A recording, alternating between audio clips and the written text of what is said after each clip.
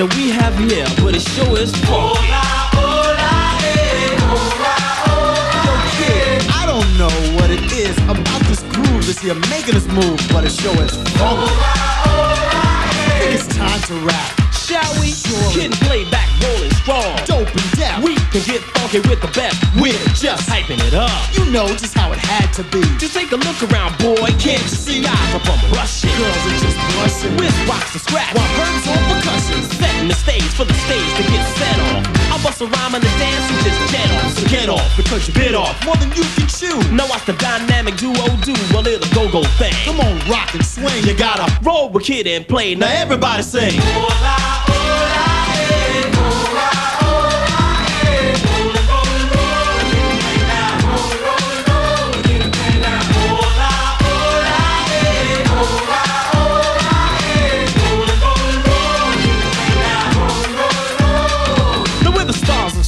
Wax and video. We're here to tear it up, so come on, here we go. Pump it up, this is high-powered stuff. Kid and Play can't get enough of that funky go rhythm. You wanted a dope jam? Well, that's what we're giving. We're headed for fame because Kid and Play's driven. Boy, we know game, and large is how we live it. We stay paid. You know the boys have got it made. See, I'm the tramp, and I'm the fella with the high top fade. Get down to the sound. You know we're about to turn it out. Roll with Kid and Play. Everybody shout.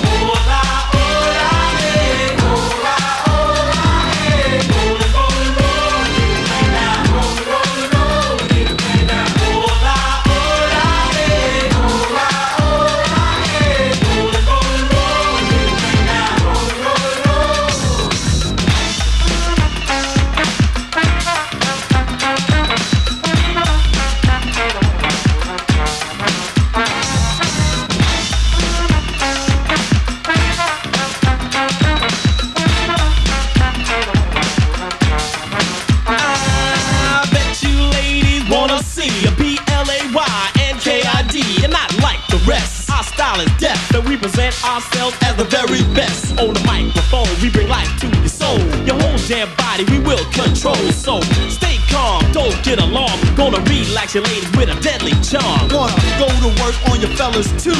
Make you wanna do the things we do. Cause when a Kid and Play is in your town, you gotta keep rocking to the go-go sound. You gotta keep rocking all day, all night. Cause we're different to like dynamite over mic. So shake it, your butt shake it down. We got the best music all around. Herb's the producer, Wiz is the DJ. Roll with Kid and Play, now everybody say hola, hola, hey, hola, hola, hey, hola, hola,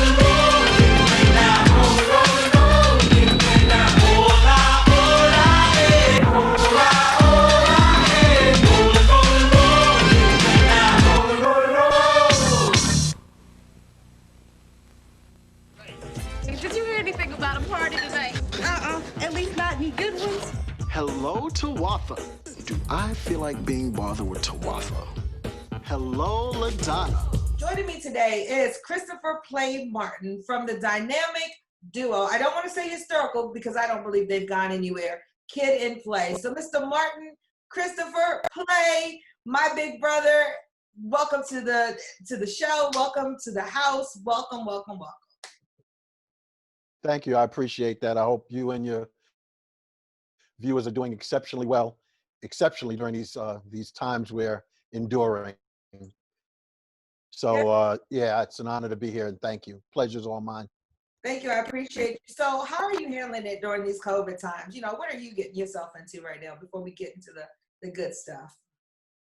Oh, I'm doing great. I mean, you know, this was, it wasn't what I would think how it would come, but a much needed break was doing. You know, Kid and I have been working more than ever now, a lot of touring. Matter of fact, we were supposed to be out on another tour starting in May with ourselves and Salt and Pepper, usual suspects and stuff. But we just came off of, well, I had a premiere, well, advanced screenings I was doing in LA right when all this happened. But prior to that, we had just wrapped up a pretty nice cruise, Capital Jazz, super jazz cruise and stuff. So we had a small break. I was in LA to do some advanced screenings for a documentary I'm wrapping up. And then it was time to prepare for another tour, which you know, you're always excited to work, but I was tired.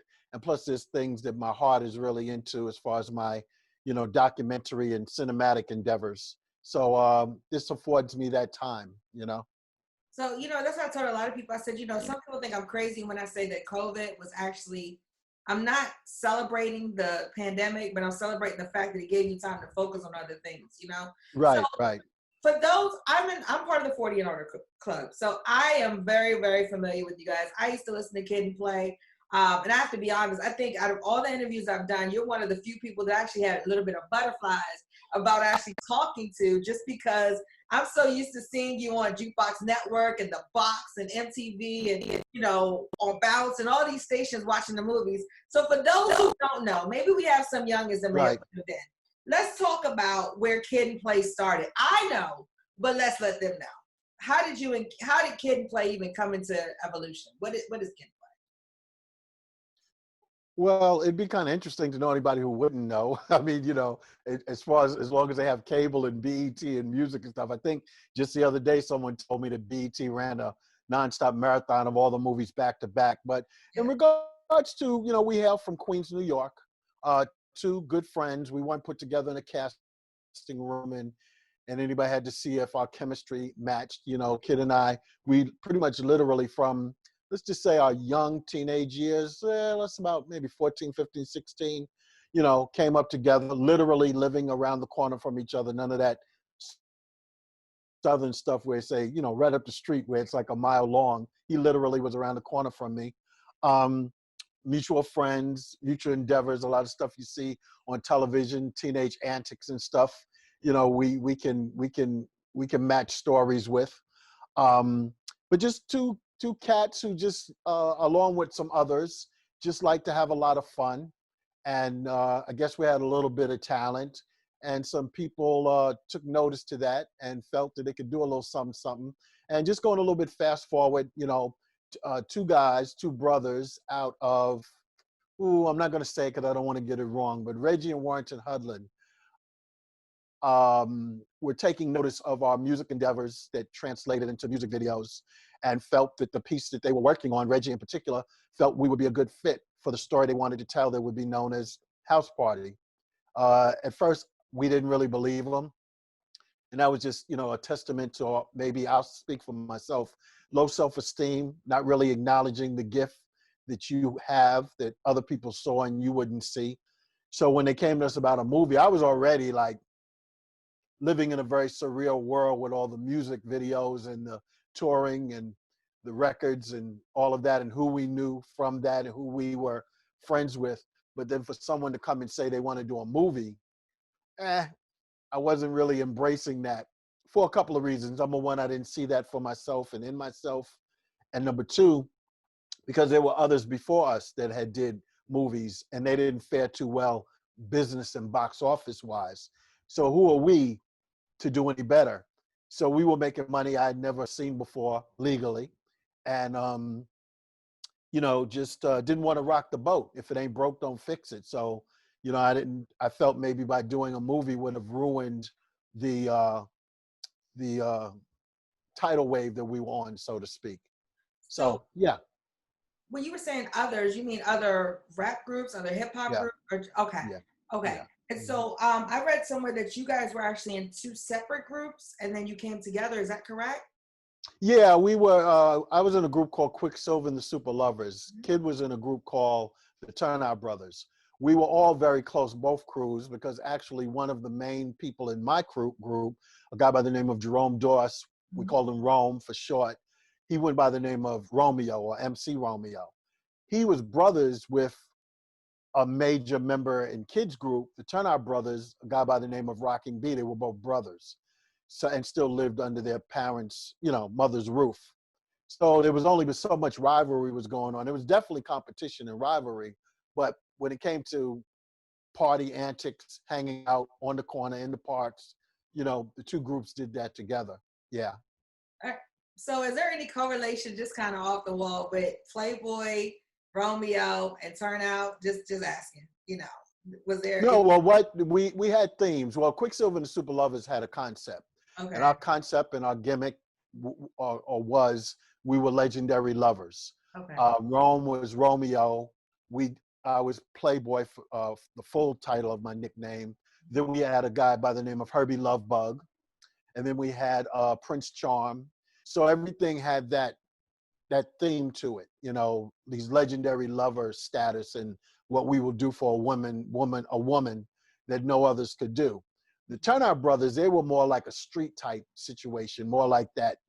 I wouldn't say gangster, just more edge, more of a street type persona, you know. Yeah. So they were the fighters and you guys were the lovers pretty much, right? Yeah, you can look at it like that, you know. All right. So then I'm glad that you mentioned Playboy, right? I'm gonna tell you, when we were, conversing a few minutes ago, I told you, I was like, Sure. I felt some kind of way about that because me growing up, again, watching House Party and all that good stuff, I've seen everyone. Let me just go ahead and do a shameless plug. So Okay. in House Party though, you were still a player. Like you still held true. So did it make it easy for you to play on, the movies because that's who you were? Is this really you? Let's put it that way. Well, yeah, at the time it really was, but that's what was asked of me. Like I said, going back to Reggie and Warrington Hudlin, they were, I don't like to use the word fans, but they really liked the work Kid and I were doing and what we were, portraying or doing in the music videos. And that was my persona in the music videos. So they wanted me, they encouraged it, But yeah, that was me, very much a womanizer. The thing that was my aspiration and encouraged me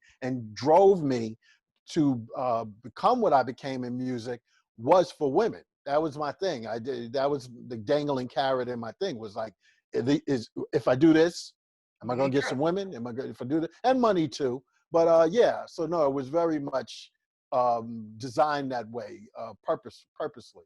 Mm-hmm. Okay. So in House Party, and then we're going to move on to what you're doing today, right? Sure. You worked with Tisha Campbell, John Witherspoon, Martin Lawrence. I'm just remembering Robin Williams. Like Right. you had Force MDs, like Immature. Like you had no Force MDs, full I'm force. sorry, full force. Mm-hmm. I'm sorry, and I knew I was going to do that, right?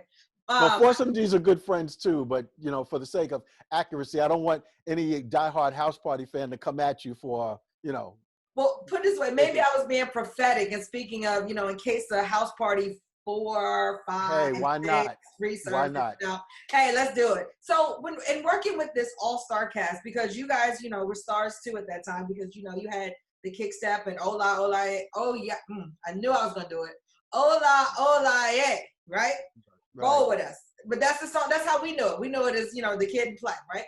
So here you are on this set with these, with all these celebrities and everything, right?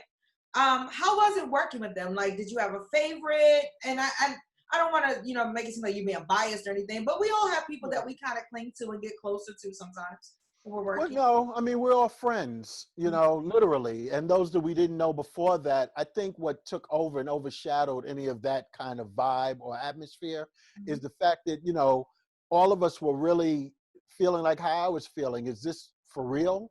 We were just all happy to be, excuse the pun, in the building, in the house.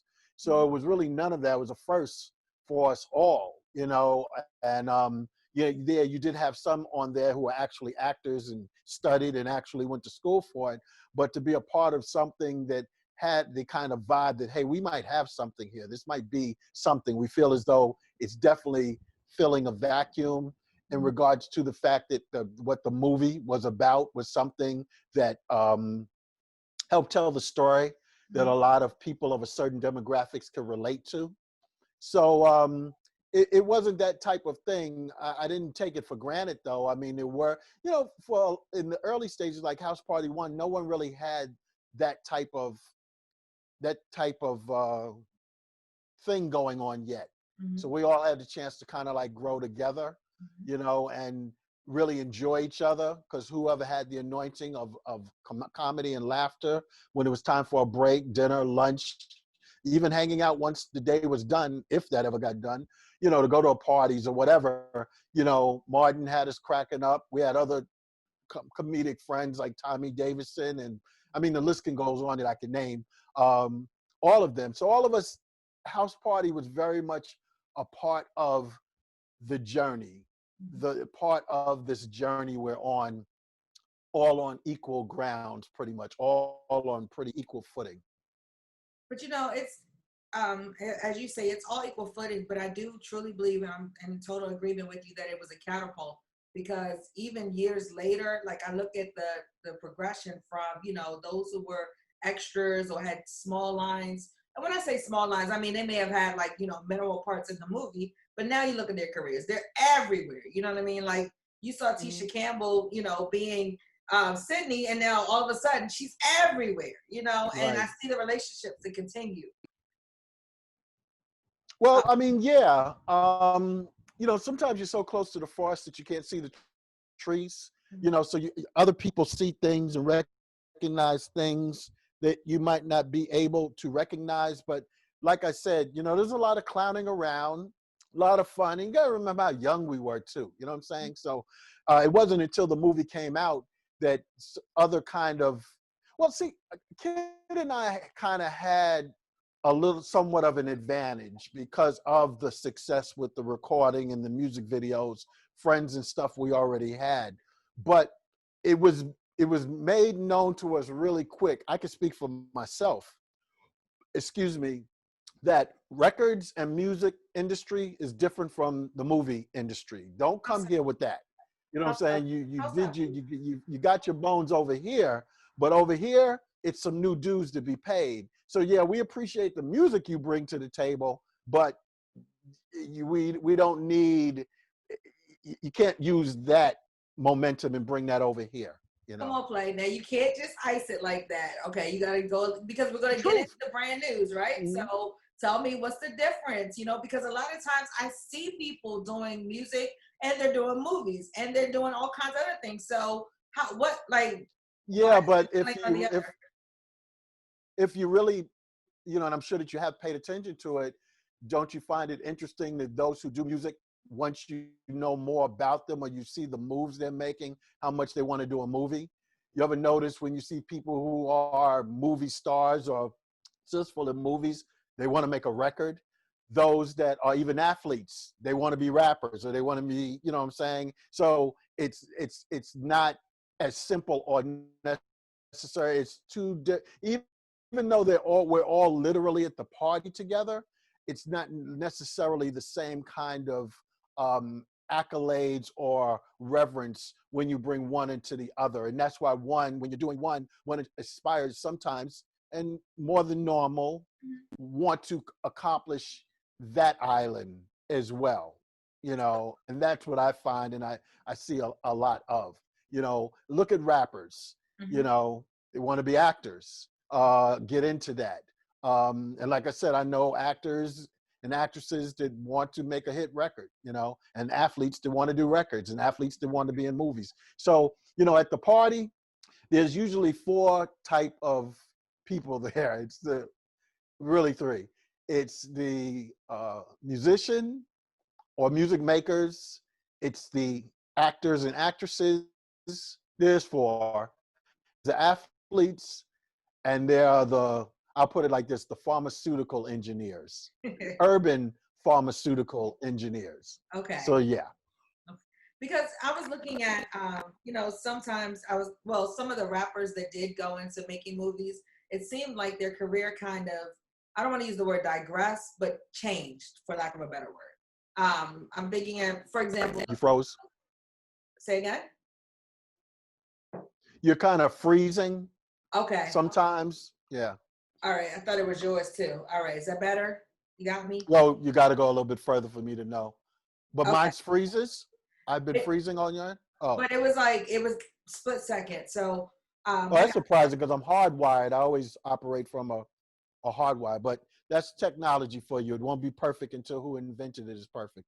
there you go. And so I'll edit all this out. Don't worry about it. We're good.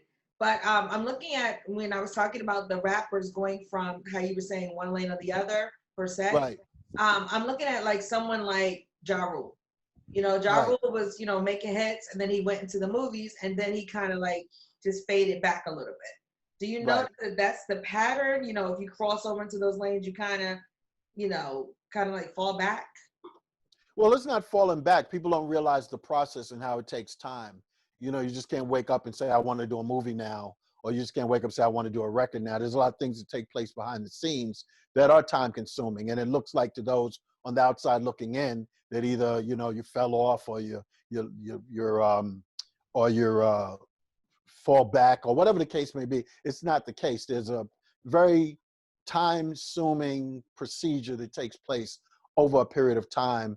And in that, sometimes you have to cease what your 9 to 5 was before that in order for those things to come to play. Because then if you notice what will happen, sometimes you haven't seen a person for a while. And then when you do see him, you're like, oh, is that so-and-so? You know, that kind of thing. But there were some things that took time that don't always, you know, happen overnight.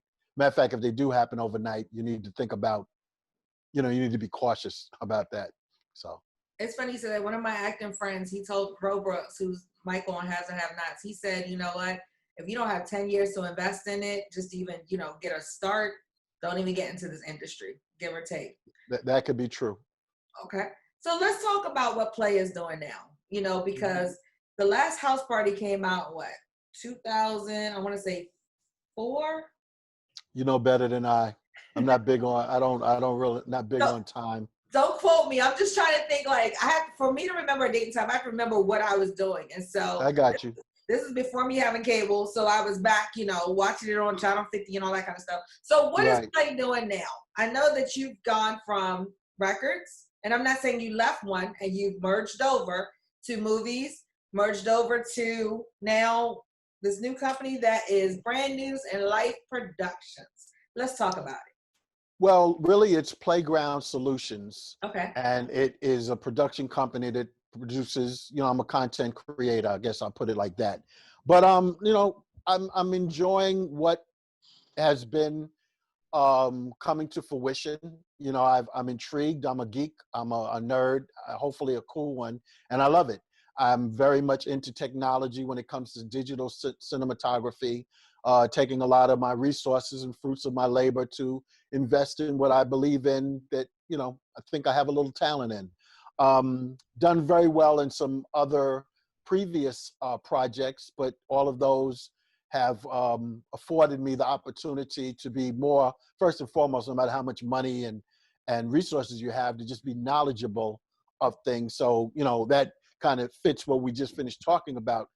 Aside from me still doing performances and shows with Kid, which I consider that to be my 9 to 5, that, you know, there are times where I kind of fall off the map. And the reason why I do that is because I'm in the lab, you know, doing some serious studying and some trial and error and all of that. So I'm excited about, you know, Brand News in Life was really created for 2 reasons.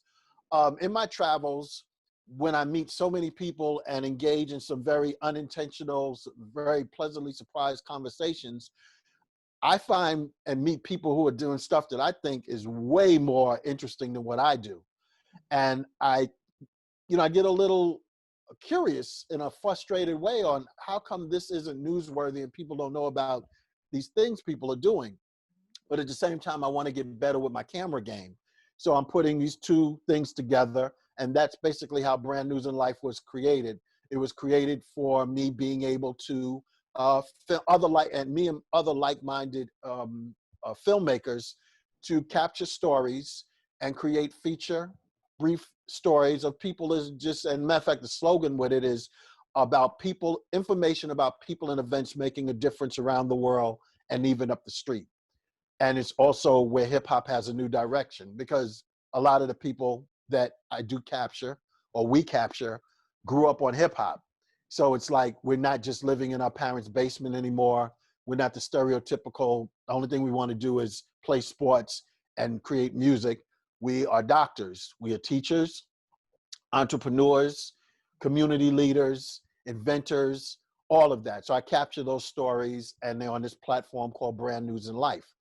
My other thing that I'm doing that I'm very excited about, which is documentary that'll be coming out October 15th called, And I Danced. Mm-hmm. It's a documentary about all the dancers that started out in the no budget and very low budget music videos that are now the music videos that everybody considers, and justifiably so, the iconic from the golden era of music videos, and how they dance for Heavy D, Us, Naughty by Nature, the list goes on, and how a lot of those dancers went on to dance for Michael Jackson, Madonna, Whitney Houston, and Prince. And the stories are incredible. So I've been working on that for well over, I want to say 6 years. Wow. So in October, I'll be releasing that for everyone to see. But the stories are incredible. The music is incredible. And for those who appreciate that music and not necessarily had to actually live through it, you know, just enjoying the stories, the music, and the images that bring you back to a time that are put a smile on your face, you know. Like, you make conversing with you so easy because, like, I have all these little cute little notes and stuff, right? And no sooner than I'm getting ready to say something about it, you already touch on it. So I'm just sitting there like, keep going, keep going, keep going, you know. But My bad. My no, bad. that's your good because Good. I like when people make my job easy. Trust me, because I Cool. talk all the time. But one thing that you didn't mention was the trap garden. Let's talk Was about the that. what? The trap garden. Oh, well, that was one of the stories. Okay. You know, one of the feature stories. A gentleman by the name of Rob. What was Rob's last name? It'll come to me when I stop thinking about it. I want to say Rob Thompson, but I'm sure that I'm wrong.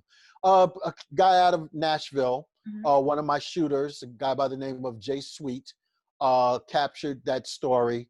Fascinating. You know, the name speaks for itself. You know, what's considered a trap portion of the community, famously known, unfortunate trap houses and things that go on there. This guy decided that, you know, he was into healthy eating, not only for himself, but the community at large.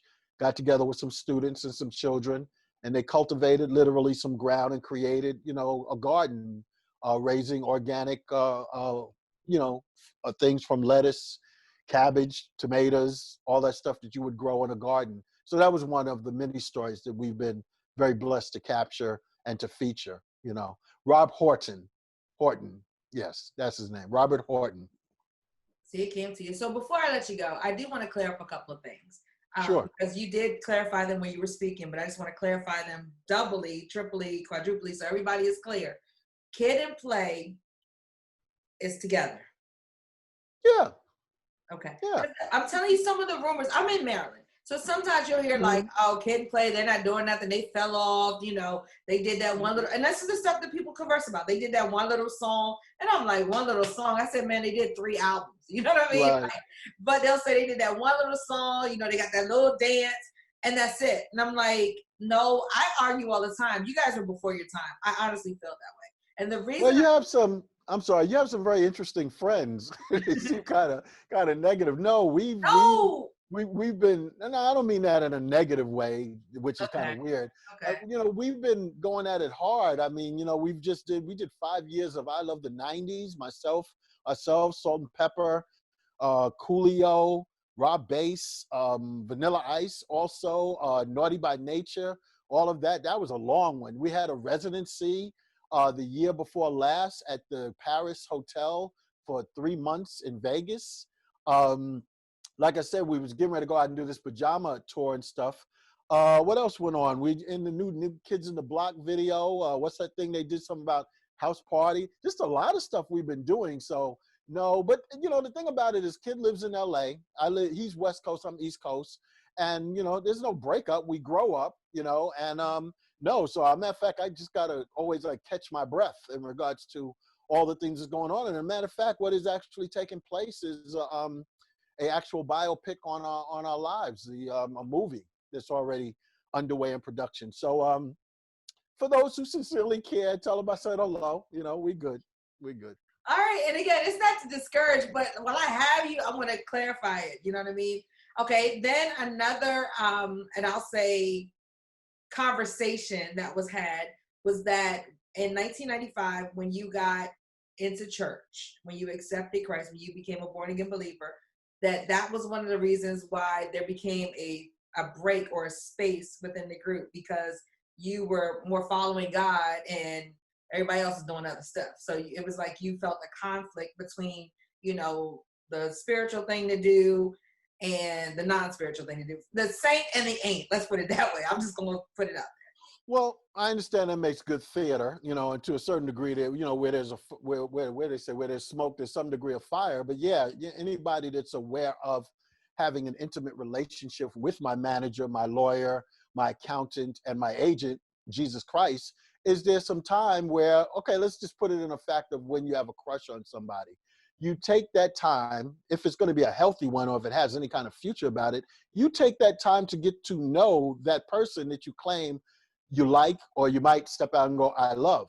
So in this intimate relationship I have with that particular person in my life who is very real, you know, you can't just get up at any time you win an award or anytime good as something happened, you say, I want to say thank you to our Lord and Savior Jesus Christ, to God. Because after a while that becomes, if not right away, insulting to them. Like, you women can be very smart when a guy that you know doesn't even know you come to you and say, baby, I love you, I'm feeling you. You look at them like they're crazy, like you don't even know me. That's like an insult. That's like game. So you take that time to, as long as it takes, to get to know that person, and you study whatever those steps and stuff are.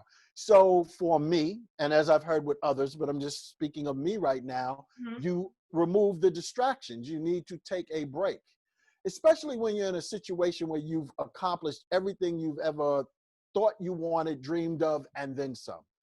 And those things are not doing it for you as you thought they were going to do. So now it's time to find out what will do it, and hopefully something will do it, because if you don't do it, you feel like you're going to lose your mind and maybe even want to end your life because nothing's making you happy and you're tormented with it. So my grandmother's been talking about this guy named Jesus.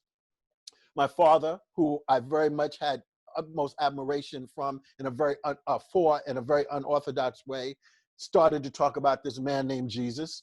Other people that I saw had a certain kind of they were satisfied, they were content. When it would rain, it rained on me as well as them, but their attitude about the rain was different from my attitude about the rain, which I didn't like. That's a metaphor. And I'm curious about this cat named Jesus that I've heard about, and I'm seeing him doing his thing in other people's lives. And it was time for me to, as you said earlier, fall back and take a step back, and thank God, mission accomplished. And then when I thought maybe it was time for me to become a doctor now, or a teacher, or this, that, and this, as Jesus said to Paul, when I met you, Peter, when I met you, you were a fisherman. Now I'm going to teach you to be a fisherman of men. So the same thing applies to me. You have not been spending all these years to learn how to be a doctor. You did not learn how to be a doctor, but you know how to be a performer. You know how to be a candle in a dark place, because a candle shines a whole lot brighter in the dark than it does amongst other candles. Go, and when the time is appropriate, and I set you in the right situations for that, tell them about me. So that's been my assignment. And it's been, literally way more successful in more ways than one than it was when people thought that it was successful. So I'm sitting here drop the mic. No, I'm about to bust. Let me tell you why. Because Sunday in church, my pastor just preached that same sermon, okay, about being a fisherman of men. And right. So not to get, too churchy, which I can go there. But just while you were speaking, I was like, you know what? Where do I send my offering? You know what I mean? Like, because you were given such a good and powerful word. And I just don't want you ever to digress from your assignment. Stay obedient. Stay doing what God has for you doing. Because even you thought that, you being out on the forefront with Kid and Play was for the women, was for the fame, was for everything else, right? But it was all rehearsal, I truly believe, for this season that you're moving into, okay? It's very simple. I'm sorry, I didn't mean to cut you off. It's very simple, and it can be wrapped up with this. What man means for bad, God turns into good. Exactly. So yeah, in the beginning, that was the agenda. But like I said, what man means for bad, God turns into good. So yeah. So all right, give me a few more minutes. Glad to be a part of the confirmation. Good. You were used mightily. My boy here? No, sir. Who's he? You know who he is. He in here? No. You ought to be ashamed of yourself. Messing up these folks' house. Know it ain't paid for. Y'all in here doing something wrong. Blah, whatever your name is. Sound like something you catch on your feet. You see my boy? Nah, I haven't seen him, sir. You sure? You ain't seen him? Why don't you go home and watch The Late Show, Pops? Why don't you just go home? Little test tube, baby. What's her name? Clinton. Clinton what? Clinton, X. Clinton X, huh? Yeah, Clinton X. I'm a Muslim. Well, go home and bring me back 2 bean pies and a pork chop sandwich. Little trout mouth heathen. Oh, how you doing? I should have known you was in here. I saw the drippings from the driveway. You know something with that jerry curl you got on your head? You better not ever do a crime. Police never had no problem finding you. Follow the drip, follow the drip. They've never had no problem finding you. Really. But look, let me ask you a question. And it's just kind of something that I kind of want to fall back to right quick. When you were working with Robin Williams, right? I mean, Robin Harris. Yeah, Robin Harris. Yeah. Robin Harris.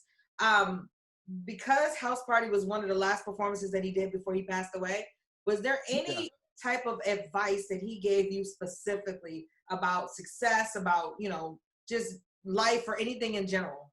Just because I looked up to him so much. No, not really, because, you know, Robin was on that journey too. Okay. You know, House Party was a very important part of where he was headed. And Kid had a closer relationship with him than I did because they had more scenes together. I was pretty much used as the sacrificial lamb, so to speak, because we always got a kick out of him snapping and roasting others. So, and then at the same time, nobody wanted to be the person he would be aiming at. So times where, let's just say it was a heavy day where it was a lot of scenes for him and Kid, I would just show up on the set for support, or maybe they would call me to come in and just in case they was gonna fit a scene with me in it. So, excuse me, around lunch, dinner, whatever breaks, everybody's usually all together. So I would purposely see when he would be around us, which would be a lot, I would just come out of the blue and say something about how dark he was or a mama joke or whatever. But I was saying it, like I said, as a sacrificial lamb because we just wanted to, somebody needed to get him started so we can enjoy him. Right. So I was always that sacrificial lamb that would start with him on purpose, only to get him getting at me, and I'd get it started. You know what I'm saying? So that was kind of the relationship I had with him. Very much in jest and jokingly love. All right, so we gotta watch you. You like the Joan and Star stuff. I got you. I'm glad to get to know this inside behind the scenes of you. Let me. I didn't say I was good. I didn't say I was good at it. I just did it to get it started. Like the young folks say, you tried it. I remember. I just had a thought too before I moved to this one last thing. I remember you guys came to DC, and I won tickets to this concert called The Greatest Rap Show. It was you guys. Well, it was Kid and Play, Misha Lay, Naughty by Nature. I remember that. Yes. Well, I was only like 13 or 14, or maybe 16, something like that, right? Right. I actually got in trouble for winning those tickets on the radio station. Okay. Wow. My parents tried to make me miss all the performances. So I came in, they tried to make us late purposely, right? So we would miss all the raunchy stuff. And I came in, guess who was on stage? Kid and Play, right? Okay. So we got to do all the dances and everything, the kick step, everything, right? So then later on, that's when Naughty by Nature came, okay? So they messed up on that one. So let me ask you this. All right, I'm gonna take you back to your Playboy days as we close out, okay? We're gonna have a little fun. Okay. All right, so Play was the man per se, okay? Or tried to be the man, right? And so we might have somebody that may be, let's say, gameless. I like that word. They may not have any game. And so they see a young lady, they want to try to get her, or whatever the case may be, right? And let's say they're aspiring rappers. Because, everybody and their mama want to rap now that we have TikTok and all these other things, right? Right. Give them the playbook on getting that, on game. Playbook on game. Don't take my book title either. I might have to charge you for that one. It's all about fun. It's all about, I've heard rumor, the best way to get to certain people is through the stomach. Is that true? I don't know. You tell me. You would be the pursuee. You know what I'm saying? The best way to get to a man sometimes is to show him you can cook. Yes, go ahead. Well, I mean, not only that, just a good meal. I mean, that's the reason why I say, a man will ask a woman or a woman bold enough, and there's nothing wrong in this day of equality to come up to somebody and say, would you like to go out to dinner? Either way, food is involved. Then laughter. I've seen guys that some women may think aren't the most attractive in the world or would have been their number one pick, but he's funny. He gives them that escapism, that they might be going through something, and they might not right away, but after a while, over a period of time, they're like, that person always makes me laugh. They always make me forget about my troubles or concerns. So with all that being said is, if you was to set up a particular scenario or a certain situation, one of the things I would do then, and it might not work now because it's a different time, different era, and I think it could. It just depends on who's doing it, because it's not so much about the act; it's about the charisma and the persona of the person, to really nail it. One of the things I would do is, say you're at a club, and one of the most popular things going on at the club, and the big thing is, for starting things off, is buy me a drink, or what are you drinking? And it would maybe tell of the kind of stature or status someone is financially, what they're drinking. So if I saw a young lady that I was attracted to and I wanted to get with her, the thing would be, you tell the bartender or the waiter or whatever to send them over a bottle of whatever. What I would do to accomplish two things is to break the ice.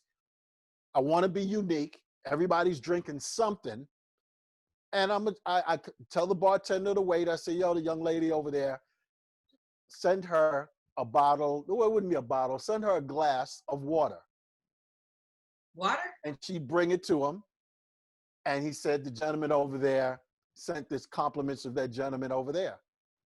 It always won. She would laugh. And it was just something to do. It's like, I'm not going to be like everybody else. It is funny. Everybody's drinking. But like I said, it's about how you do it. It's about the timing and all of that. And it stands out. Because even if you don't accomplish getting the number, getting to know her, I guarantee you, as life goes on, sooner or later, that will bring a smile to her face. Because it was unique. It was different. So that would be one of my things. And it worked every time. I wouldn't do it every time, but every time I did it, it worked. It sparked a conversation. All right, so I'm going to officially, with all the authority that I may or may not have, allow you to maintain your name as Play, since that was kind of cute. That was good. That was original. It's the agenda. It's what you're up to. Like I said, it's about having fun, and yeah, there'd be a certain look on their face or whatever, and they just would laugh and giggle, and that's all you wanted to do. Crack a smile, get a smile. That's all you want to do. And see, if it never worked, let's just say I did that and the girl got angry or whatever, I would be turned off now, because she didn't have a sense of humor. And is that somebody you really want to be entangled with that came and take a light joke like that? Like, no, never, that's a fair warning. You know what I'm saying? Yeah. Character to character. If you can't laugh at that, you know what I'm saying? So, yeah. All right, one last favor. But it always works. And you can tell me no, even though people don't tell me no very often, but you can tell me no. Can I please have an exclusive of you doing the kick step, please? I would do it too, but I got. Can you have a what? What did you say? Step for me? Okay, as we go, can you do the kid and play for me right quick? There's no room for it, and I'm sitting down. It's all right. Well, I tried. So tell people you did, and I'll back you up and say, yeah, we did it. But I have no pants on. How about that? Oh, okay. All right. Because I have a skirt on. So if we ever get the opportunity again, which I hope we do, then if we ever get the opportunity to meet again, which I hope we will, that I'm going to have an IOU, hopefully, of getting a kickstep with Play. No. But what we will do is we'll try and do a freeze frame of it. Because that's what some people do sometimes. Like just stand frozen with the legs together. And that can work. And then maybe I'll be in a good mood and we can do it. Who knows? So I just, I've learned, through life, leave things open. It's okay. I'm going to sound like a Bama when I say this. It ain't going to hurt nobody for you to have done one little kick step, one little kid and play with me. But good pun. I'm still going to tell you, thank you for joining me today for this conversation. And I really do appreciate you taking the time out your busy schedule. And if we need to, maybe again in the future, especially when you start going on tour, we'll get you back again so we can really, help you spread the word on the inside too. Okay. Yeah, well, like I said, and yes, looking forward to it. And I danced, excited about that. And, my I'm not a big social media person, but when I am there, I try and be present. But on Instagram, it's at the playgrounds with a Z at the end. And then you have It's Kid and Play and all of that stuff. But I can be found. It's not hard. But thank you for your time. God bless you and your audience greatly. And I'll bless you with Philippians 1:6. Okay. There you go. Thank you. I appreciate it. I receive all blessings. Cool. All right.